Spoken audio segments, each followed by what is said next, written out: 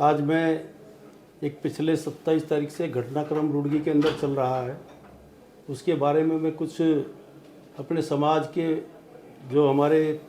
प्रसिद्ध और प्रतिष्ठित लोग हैं उनको थोड़ी सी जानकारी देना चाहूँगा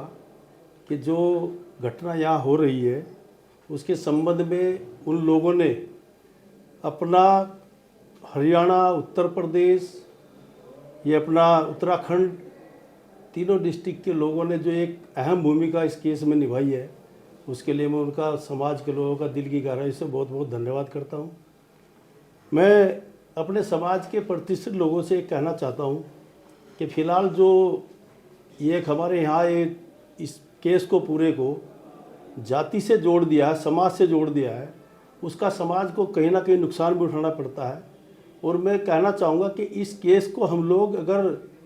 एक व्यक्तिगत रूप में लड़ें, क्योंकि एक व्यक्ति ने हमारे समाज को जो एक अपने आप में आहत पहुँचाई है, कुछ अपशब्द बोले हैं, उसको भी कम से कम अपने दायरे में रहते हुए और अपना मान सम्मान देखते हुए किस पद पर वो बैठे हैं, अपने पद की गरिमा के अनुरूप वो शोभा नहीं देता है। किसी के घर में आग लगाना, किसी के महल में आग लगाना, किसी को कभी किसी स्तर पर गाड़ी कटने जा रही थी, क्या था, इस तरीके के उकसाने के जो उनके एक अपने आप प्रयास रहे, तो मैं कहना चाहूँगा कि दूसरे समाज के लोग भी कम से कम ये तो ज़रूर देख लें कि गलतियाँ जहाँ होती रही, उन गलतियों के माध्यम से हम लोग अपने समाज के अंदर जो एक बहुत बड़ी अपने आप में एक आग की तरह, जंगल में आग की तरह जो एक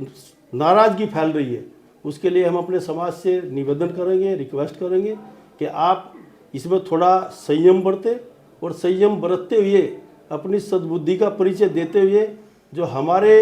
समाज के लोगों को कुछ आहत पहुंची है, उसके लिए वो दूसरा आदमी माफ़ी मांगने का काम कर रहा है, लेकिन इसकी माफ़ी भी ज़्यादा लंबी नहीं चलती।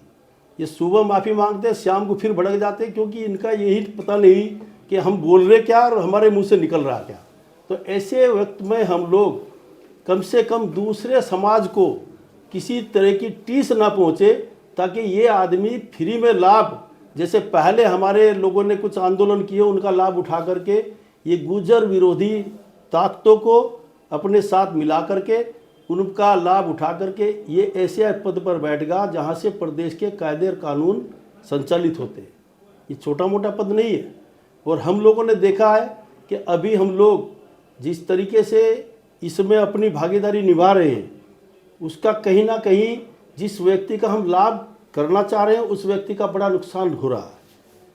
उस आदमी को अभी हम लोग जो कानून है, कानून को अपने हाथ में ना लें और कानून के दायरे में हम लोग लड़ाई लड़ें, तो सब समाज के लिए हित होगा। समाज हमारा अपने आप में बहुत मार्शल कौम है, इसको समझाना भी भारी है और इसको उकसाना भी भारी है। अब ये उकसावे लोग हैं, तो उस उकसावे लोगों को थोड़ा बहुत कहीं ना कहीं जवाब देकर ही ये अपने उस जो इनका एक अंदर की आग है, उस आग को बुझाने का काम कर रहे हैं। और मैं आपसे रिक्वेस्ट करता हूं कि जब भी आप लोगों को, हम लोगों को आपकी ज़रूरत पड़ी, तो आप लोग एक नहीं अनेक और हजारों हजारों की संख्या में नहीं, लाखों की संख्या में अपने साधन से, अपने खर्चे से, अपने प्राणों की आहुति देने के लिए तैयार हो जाते हैं। इसके लिए मैं आपके पूरे के पूरे समाज का दिल की गहराइयों से बहुत बहुत धन्यवाद करता हूँ। आज समय है कि अभी हम लोग जब कानून के फंदे में फंस चुके हैं, तो हमें कानून ही बाहर निकालेगा। और शासन प्रशासन इसमें कोई आपकी अनदेखी नहीं कर रहा है। शासन प्रशासन ने जैसे रिपोर्ट लिखी गई, उस रिपोर्ट के माध्यम से ऐसी छोटी धाराओं में भी 28 घंटे हवालात में बैठा करके दूसरे व्यक्ति को कोर्ट से जमानत मिली। अब हमारी जो रिपोर्ट लिखी हुई थी, उस रिपोर्ट में हमारी कहीं ऐसा कोई हमने लिख करके नहीं दिया ताकि 307 जैसी धाराएं, संगीन आपराधिक धाराओं में मुकदमा दर्ज हो। तो मेरा तो ये कहना है कि हम लोग इस लड़ाई को अपनी व्यक्तिगत लड़ाई ना समझते हुए ये समाज को समझना होगा कि हम लोग पहले छोटी छोटी चीज़ों में बटे और इसका दूसरे लोग इकट्ठा होकर के हम लोगों को एक बहुत बड़ा राजनीतिक नुकसान देते हैं। हम उन सभी भाइयों से निवेदन करते हैं कि आप लोग कम से कम इस जो ये प्रकरण है, इस प्रकरण को हम लोग बड़ी नज़दीकी से देखे हैं। मैं भी इसमें गया हूँ और मिला हूँ इसमें राजा साहब ने भी ये कहा कि इसमें आंदोलन की ज़रूरत नहीं है, क्योंकि ये कानून की लड़ाई है, कानून से ही हम लोगों को इस लड़ाई को लड़ना पड़ेगा। तो मेरा तो आपसे निवेदन है कि किसी के बहकावे में आकर के आप लोग अपना कीमती समय और अपनी शक्ति का दुरुपयोग ना करें। इन्हीं शब्दों के साथ मैं आपसे पुनः अपील करता हूं कि जब भी आप लोगों की कहीं कोई ऐसी ज़रूरत हो तो हम आप लोगों को सूचित करें। आप लोग तादाद में नहीं, आप असंख्य लोगों के साथ में अपना यहाँ योगदान देते रहेंगे। इन्हीं शब्दों के साथ मैं आपका हार्दिक अभिनंदन करता हूँ, दिल की गहराइयों से आपका स्वागत करता हूँ। आपने जो ये ऋण हमारे पर चढ़ाया, हम भी कभी ना कभी आपके इस ऋण का कहीं ना कहीं ब्याज के रूप में चुकाने का काम करेंगे। और ये समाज, हमारा जो समाज है, इसको हम दूसरे लोगों से भी कहना चाहते हैं कि ये जिसके साथ खड़ा होता है, ये दिल के तार जोड़ करके खड़ा होता है, किसी को धोखा नहीं देता। तो मैं तो आज रुड़की के अंदर हमारी कहीं ना कहीं जो अपने आप में एक समाज में छवि कहीं धूमिल हुई है, उसमें अब हम लोगों को सोच समझ करके निर्णय लेना होगा कि हम इस धूमिल छवि को कैसे कानून के रास्ते से साफ करें, ताकि जो लोगों में द्वेष की भावना है, हमारे प्रति नफरत की भावना है, उस भावनाओं को हम अपनी तरफ कैसे करें। हम सब समाज को साथ लेकर के ये लड़ाई लड़ेंगे। सब समाज हमारी साथ है, सब प्रशासन हमारी साथ है। कहीं कोई शासन प्रशासन की कोई गलती हो तो हम उसको इकट्ठा होकर के